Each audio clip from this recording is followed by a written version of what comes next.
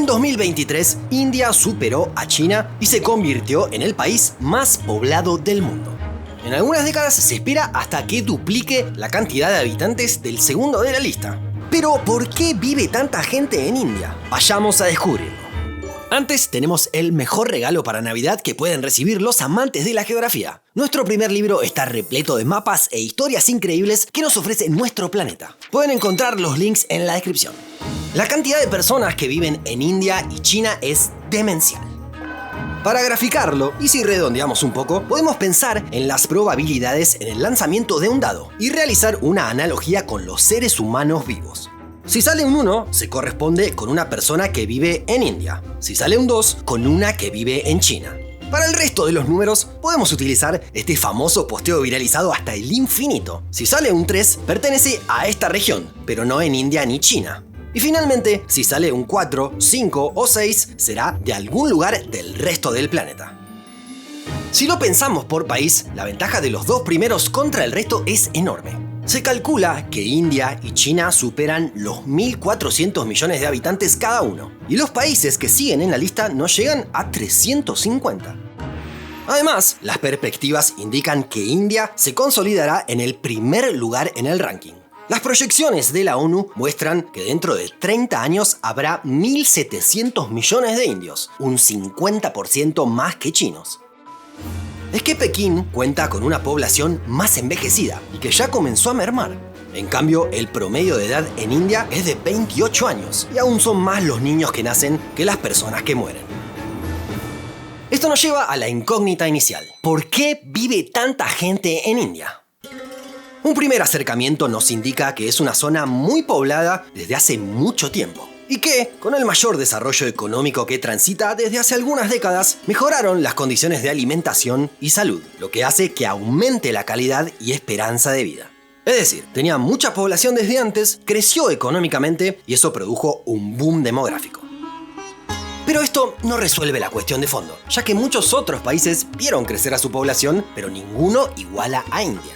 Lo que sucede es que las condiciones geográficas de este país son de algún modo privilegiadas para albergar a millones y millones de personas. Pero no sucede lo mismo en toda India. Existe una marcada diferencia entre el norte y el sur. Veamos dónde están ubicadas las principales ciudades: Bombay, Delhi, Bangalore, Hyderabad y Ahmedabad. 4 en el sur y solo una en el norte.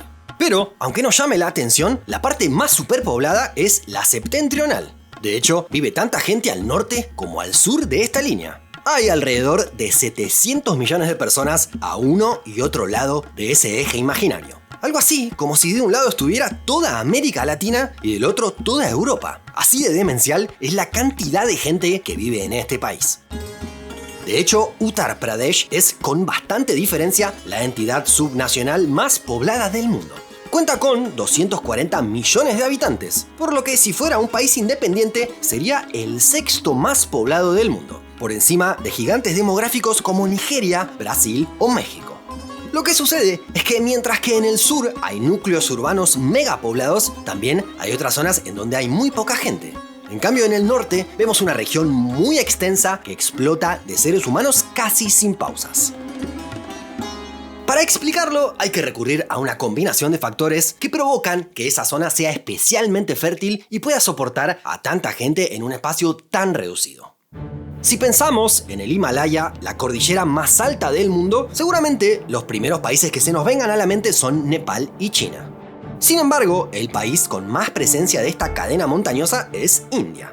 Desde el norte provienen los vientos polares gélidos, que explican que del lado chino tengamos temperaturas muy bajas y una región casi desértica, el Tíbet. Pero el imponente Himalaya impide que esos vientos continúen hacia el sur. Por eso, del lado indio nos encontramos con humedad y temperaturas altas, superiores a lo que sucede en latitudes similares en otros lugares del mapa.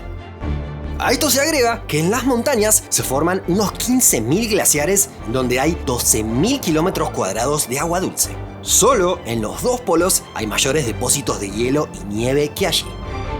Esto es clave, porque el agua de deshielo fluye hacia el sur y alimenta las cuencas de los ríos Ganges y Brahmaputra. Así es que nos encontramos con la llanura indo-gangética, que cuenta con todas las ventajas imaginables.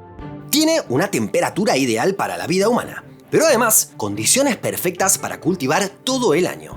Como recibe agua de deshielo, hay suficiente durante las 4 estaciones, y no depende de las precipitaciones, que pueden ser variables. Además, cuando los ríos desbordan, fertilizan el suelo.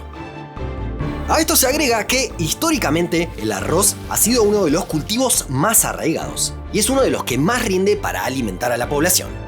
En una porción de campo destinada a este cereal, obtendremos casi la misma cantidad que en 3 destinadas al trigo.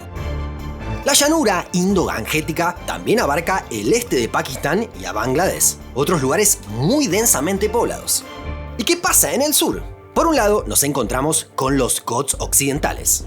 Es una cadena montañosa con picos menores a 2.700 metros, pero que impiden que los vientos húmedos se adentren en el subcontinente indio. Esto favorece a las ciudades costeras, y así es que nos encontramos con núcleos de población como Bombay. Del otro lado se encuentran los Ghats orientales, algo inferiores y menos continuos que los occidentales, pero que provocan un efecto similar. En el centro del país observamos una región árida, el Deccan. Es una extensa meseta bastante menos fértil que el norte, y por eso es que la densidad es menor.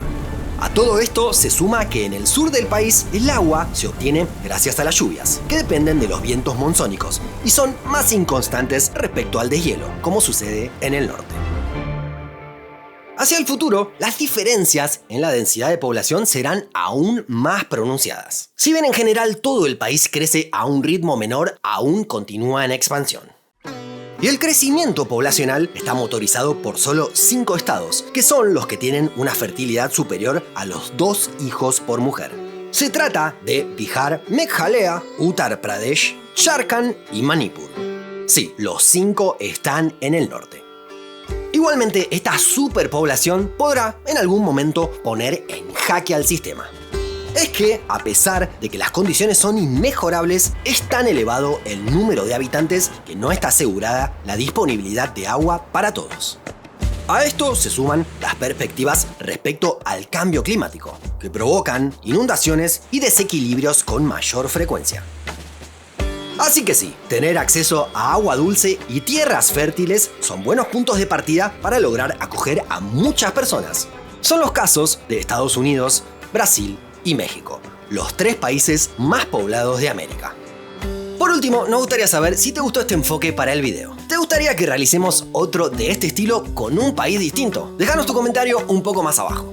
Te agradecemos por haber llegado hasta acá y te invitamos a que nos apoyes para que podamos seguir creciendo. Podrás comprar nuestro primer libro, convertirte en miembro o darle me gusta a este video. Hasta la próxima.